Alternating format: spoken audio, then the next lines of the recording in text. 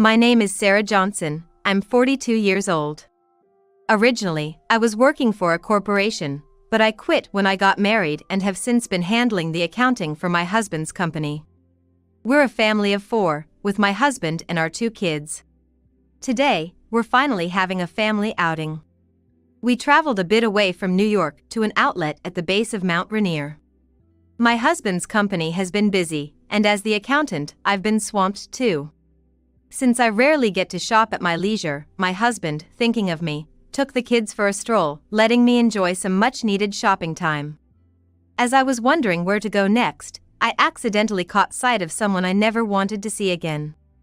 I quickly averted my gaze, hoping not to be noticed, and subtly quickened my pace. But my wish was in vain, as I soon heard a voice I never wanted to hear again. "Is that Sarah?" I didn't want to hear his voice or see him ever again. There he was, my ex-husband, who had callously left me for another woman 12 years ago. The warm space in my heart felt a tiny black ink spot dropping in, just like back then. I wanted to erase it immediately.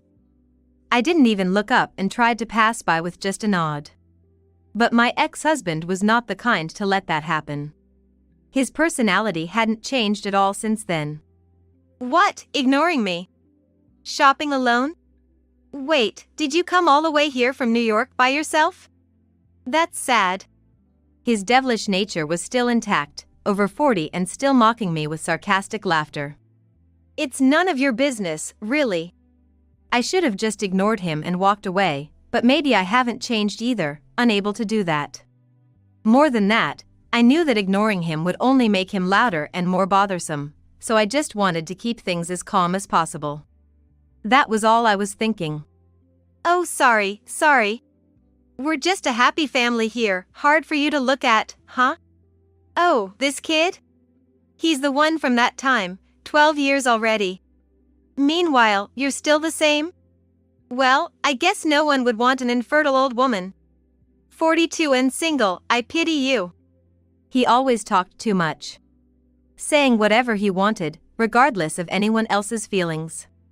He was probably trying to show off his child to the me in his mind. Standing there was a well-groomed boy with an air similar to that notorious woman. It was a relief, or maybe not, that he didn't resemble the man in front of me at all.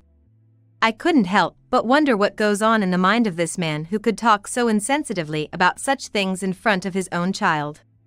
"Thanks, but you really don't need to worry about me, Mr. Shore." I had so much I wanted to say. Back then, I couldn't ask this man anything. But even if I had, I knew it wouldn't have changed anything, and now, it's meaningless and unwanted. So, I conceded as much as I could with that response. But this man didn't understand anything. "Huh? Worry about you? No way, that was sarcasm. You don't get it?" He laughed crudely with that woman, mocking me. The boy looked at them, his face a picture of confusion. For some reason, I felt pity for him and couldn't take my eyes off the child. Then, my ex-husband, hiding the boy behind him, yelled out, "What are you looking at? You'll rot just by looking at us." He threw a childish tantrum at me. Thanks to him, we attracted a bit of attention. I didn't want to look at them, I just wanted to leave. I had just nodded and tried to pass by, but they kept provoking me. But responding in kind would only add fuel to the fire. Even returning small words like earlier was just throwing fuel to this guy. Fully aware of this, I restrained myself to a vague, small smile. However, even that seemed to displease them, as they began to hurl more insults. No matter what, it seemed that just being me was enough to upset them. As I seriously wondered what to do, I heard a familiar, sweet voice. "Mom, do you know them?" Turning to the voice, I saw my son, Tyler, looking at me curiously. He had returned without me noticing, brought back by my husband from their stroll. My daughter, Emily, was also there. A few steps behind, my husband was smiling gently. "Ah, sorry, you're back? Were you having fun?" "Uh-huh. We were gonna go check out the play park, and we saw you here." "Oh, really?" "Yeah, these people are old acquaintances of mine." "Hey, Tyler, Emily, say hello." I called Tyler and Emily to my side and prompted them to greet my ex-husband's family. They both greeted. "Nice to meet you, I'm Tyler Johnson." "Hello, I'm Emily Johnson." The two of them were taken aback, clearly not expecting to be greeted by strangers. They were at a loss for words, struck by the surprise. I couldn't help but smile inwardly at their reaction, hoping for their forgiveness. "Hey, since it's been a while, can we talk a bit more? Is that okay?" "Sure, that's fine. We're gonna play over there, so take your time talking." Tyler's kind words made me smile naturally. Then, I noticed that child, staring at us enviously. Tyler. "Yeah? What's up?" "This boy is about your age. Why don't you play with him?" I said, introducing my ex-husband's son to Tyler. Tyler and Emily love making new friends, so I was sure they'd get along well. "Darling, could you please take care of them for a little longer?" I called out to my husband, who was standing behind the children. His gaze shifted to my ex-husband. My ex-husband, silent under that gaze, shrugged his shoulders slightly. My husband, who's a younger childhood friend, has always supported me after I was hurt by my ex-husband. When I moved back to my parents' house, my husband, who lived nearby, had seen me with my ex-husband. So even after all these years, he knew who this man was. With a soft reply and a nod to the two of them, he took our 3 kids and left. Then, my ex-husband, who had been silent until now, started muttering as if he couldn't hold it in. "Can't be." For him, it must have been unbelievable. Clearly, his face turned pale. I knew what that expression meant but didn't address it. If he wanted to know, he could ask himself. While I said I wanted to talk a bit more with the kids, my ex-husband, unable to hold back any longer, blurted out. "What does this mean?" "What does what mean?" "That. Just now. They're my family, what about it?" I cut him off and answered plainly. That's what he wanted to know, right? Glancing over, I saw the shocked woman and my ex-husband with a contorted face. It was just as I imagined, and I couldn't help but laugh to myself. "You weren't single? You just assumed that on your own. Then you should have said something." "Why should I tell you every detail, Mr. Shore? We just happened to meet here. There's no reason for us to meet or interact ever again." "But still. And what's so strange about me having a family? I'm a 42-year-old woman, after all." When I returned his earlier sarcastic remark, he bit his lip and looked away. I know exactly what the person in front of me wants to say. There's probably only one thing on his mind. He was bold enough to leave his wife for a mistress, but when it came to crucial moments, he was still a coward. "Something on your mind? Eh? Do you want to ask something? Huh? You look like it." His eyes flickered, showing his unease, while the woman beside him looked puzzled. If he couldn't ask, I'd tell him myself. Smiling at them, I said, "Both of them, Tyler and Emily, are my kids, born from me. Aren't they lovely? They look like me and my husband." I told them clearly and directly. My ex-husband froze, unable to process or say anything. It was the woman who reacted first. "Wait! Weren't you infertile?" Jumping right to the heart of the matter, I see. "But..." One thing I never confirmed back then. So, my ex-husband had told this woman about the fertility treatments. But his understanding was selfish and far from the truth. "I'm sorry, but I can have children." "Eh? Did Mr. Shore tell you I was infertile?" "You were going to fertility treatments, right?"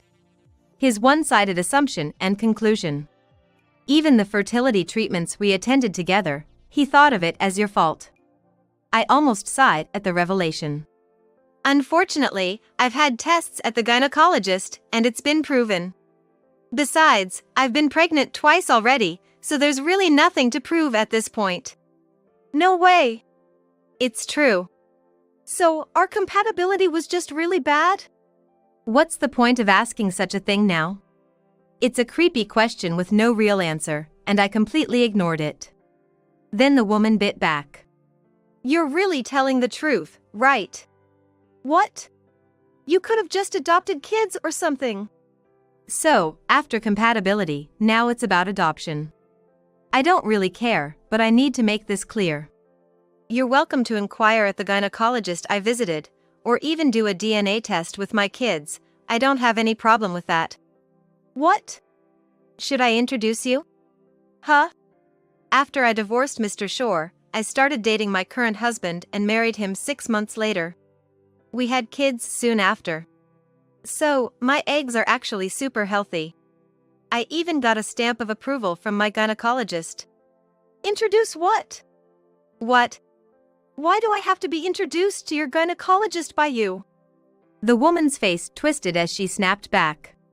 My words had hit a nerve with this simple-minded person. Well, you don't have a second child, right? What? Mr. Shore always said he wanted 3 kids, so, should I introduce you? They probably never imagined someone like me would say something like that. Both were speechless, frozen in place. Whether they didn't intend to have another child or couldn't, it was clear from their reactions. Their faces, previously contorted, quickly became docile. So, may I ask you something? I said, and they just turned their eyes towards me, still frozen. Whether they were wary or something else, well, that's none of my business, but I was about to confront a suspicion I had been carrying alone for over 10 years. There's something I've been wondering about for a long time. What is it? Can I say it? Their wariness intensified. Struggling to keep a straight face, I calmly said to them, "Is that child really Mr. Shore's?" What? That child, is he really Mr. Shore's son? It's important, so I said it twice. Those seemingly casual words turned out to be a massive bombshell. The woman went pale without a word, and my ex-husband's face turned bright red in anger. What? Are you kidding me? You heard it too, didn't you? He's my child. The child Jennifer and I made with love, I told you that before. He started shouting again in the middle of the outlet. Given the nature of the topic, we drew a lot of stares. The woman, either embarrassed or wanting to escape, quickly hid behind my ex-husband. Of course, I heard that. More than enough. Then. But you see. As my ex-husband tried to deny my words, I quickly interjected. I had to deny that because I know it's not true. My ex-husband, looking puzzled, probably couldn't even imagine what I was talking about. I briefly reminisced about the final days of our marriage, where such confusion was the norm, and felt a thin veil of emotion cloud my vision.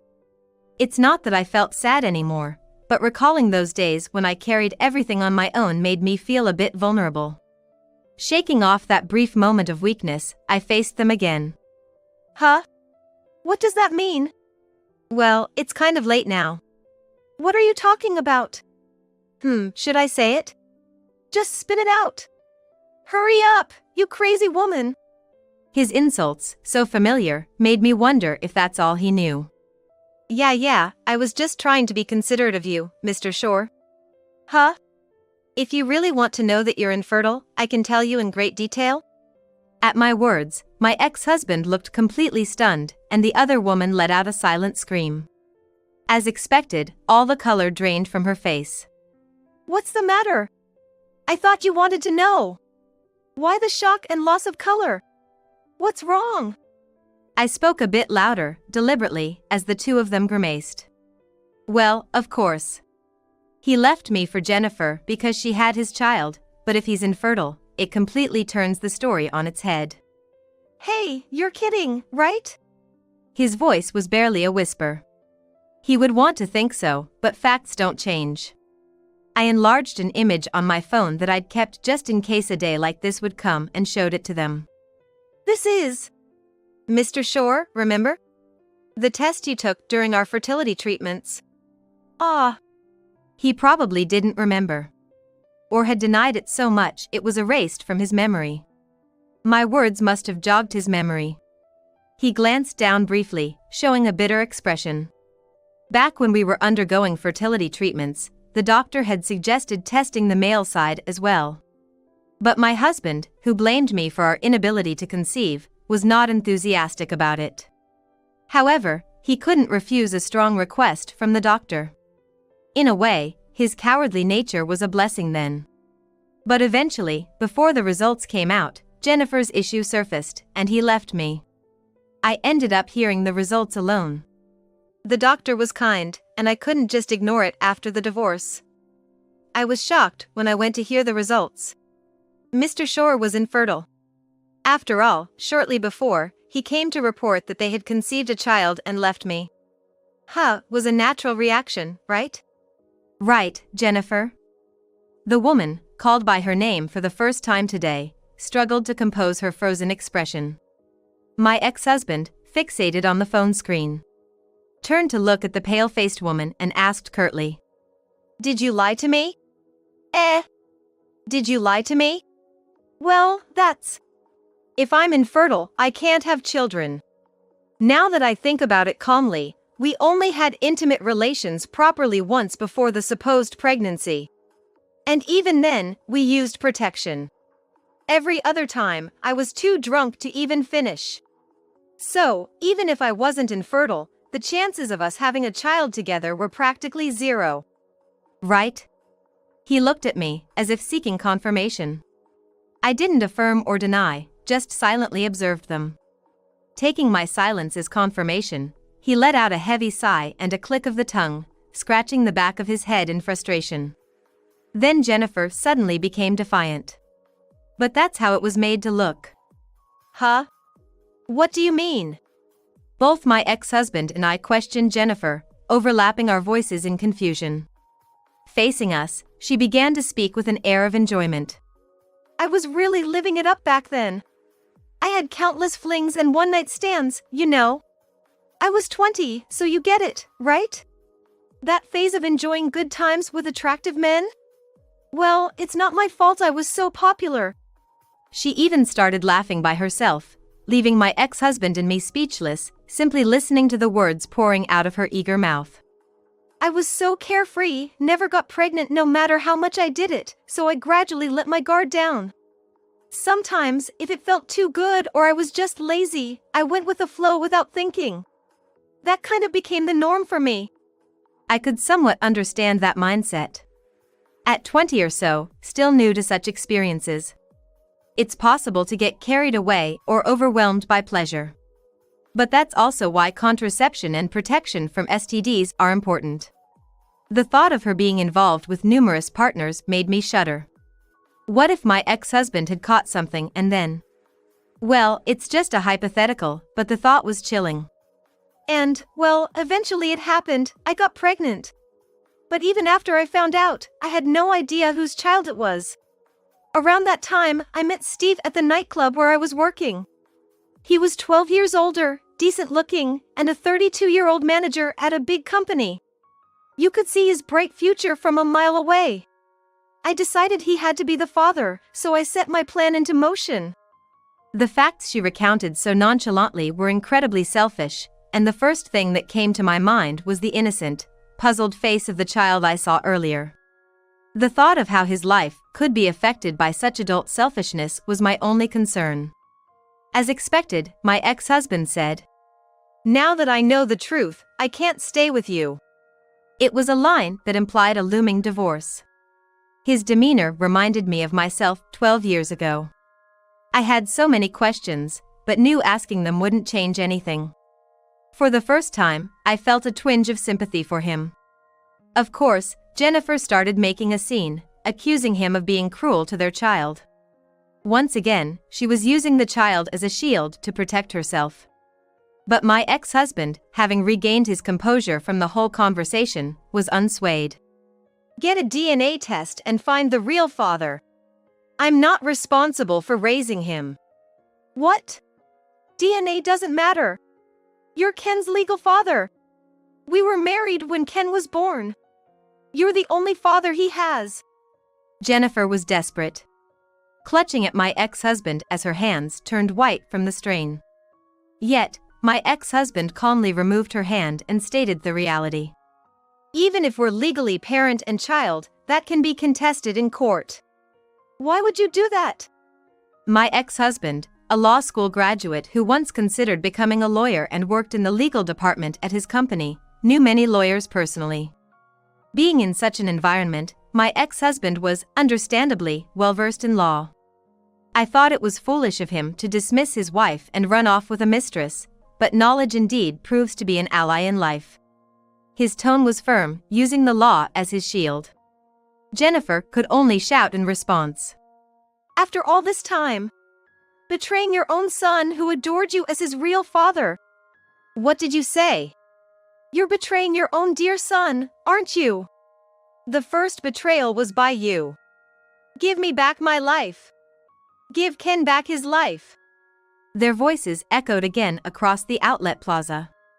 My ex-husband, almost in tears, shouted that it wasn't just about him. Ken's life needed to be returned as well. Jennifer's betrayal wasn't just against him alone. He was facing the reality that it had also been inflicted upon Ken. He was confronting that fact, probably realizing his own actions had largely contributed to the situation. In the distance, in the park area, I could see the 3 children playing. They were laughing together so naturally, it was hard to believe they'd only just met. I felt a strong responsibility to protect these smiles. Mr. Shore. What? Ken, right? He's cute, isn't he? Of course. He's my son. My son, huh? Ah. Even after facing such a truth, those words came out naturally. To him, a life with Ken had become ingrained, a daily routine he took for granted. Of course. You've been looking forward to his birth, and ever since he was born, you've always been together. Being a boy, he must have spent a lot of time playing with his dad, right? Well, yeah. That's great, then. What? Does the blood relation really matter? That's... Probably, my ex-husband was starting to think about it. And I knew his conclusion would come soon. The problem was Jennifer. What do you think about Ken? Huh? Ever since I met you, I wondered, with such long nails that seem impractical for housework, do you actually do any house chores or child rearing? Well, Ken is so attached to Steve, he does most of the care. Plus, I'm super clumsy, so before things get worse, Steve does most of the housework, you know. Ah, I see. My ex-husband had indeed become Jennifer's convenient man. No wonder she wouldn't consider divorce, no matter what happened. Even if she had a child by chance, she knew she could return to the same lifestyle after giving birth. So, what do you do all day? Hang out with friends, go drinking, stuff like that? You were really just looking for a money bag and a convenient house husband, weren't you? That's what I said, right? I worked hard to make sure I got him. I'm so lucky Steve is such a good guy. Enough already. My ex-husband abruptly cut off Jennifer's continuous talk and then, tightening his expression, said, I'm divorcing you, and I'll take Ken with me. He announced his intention to involve a lawyer, confronting the now uproarious Jennifer. This is fine. Ken's smile will surely be protected. On Sunday, the kids were playing games in the living room. I heard them call out Ken's name. Ken's online. Let's invite him. Tyler had exchanged game IDs with Ken that day and had since been playing and chatting online. Through Tyler, I learned that my ex-husband had divorced Jennifer and she had left. Concerned that Ken might be downcast since his mother left, I learned that there hadn't been much change for him. His father was often out for work on weekdays, and his mother was rarely home, so it wasn't so different for him. Furthermore, I heard that sometimes when Ken returned from school, he would find unfamiliar men at home with his mother. It seemed likely that she had been using my ex-husband as a financial resource and a house husband while seeking new relationships outside. She probably took advantage of the situation to divorce and move on with another man. Hearing about Jennifer's unbelievable lifestyle recently, I realized people don't change easily. This reality might seem very cruel to Ken, especially in black and white. But in fact, I think this might be for the best. The reality is Ken's voice, coming from the gaming console, sounds very cheerful. Thanks for letting them exchange IDs that day. I said to my husband, seated across from me, who smiled warmly at the sound. It was my husband who naturally accepted Tyler's request in the park. Yeah, they seemed really happy. But I'd rather not get directly involved with your ex-husband. Of course, I feel the same. But I do believe his love for Ken is genuine. Yes. My husband smiled warmly. In fact, it was my ex-husband who was eager for children when we started fertility treatments. He has always loved children, and there's no doubt he was doting even before Ken was born. Him raising Ken with deep affection, regardless of blood ties, would surely make Ken's days happier. I'm confident that if the day comes when they have to face the truth, those two will be okay. For some reason, I feel sure about it. And as for me, I can't help but worry about Ken in the back of my mind. Knowing the kids are connected online, I can get a glimpse of how he's doing and feel reassured about his safety when he's home alone. I'm sure my husband feels the same way. We may never intersect with their lives again, but the children live in a different world. I hope these kids can always spend their days with smiles, listening to their lively conversations in the living room.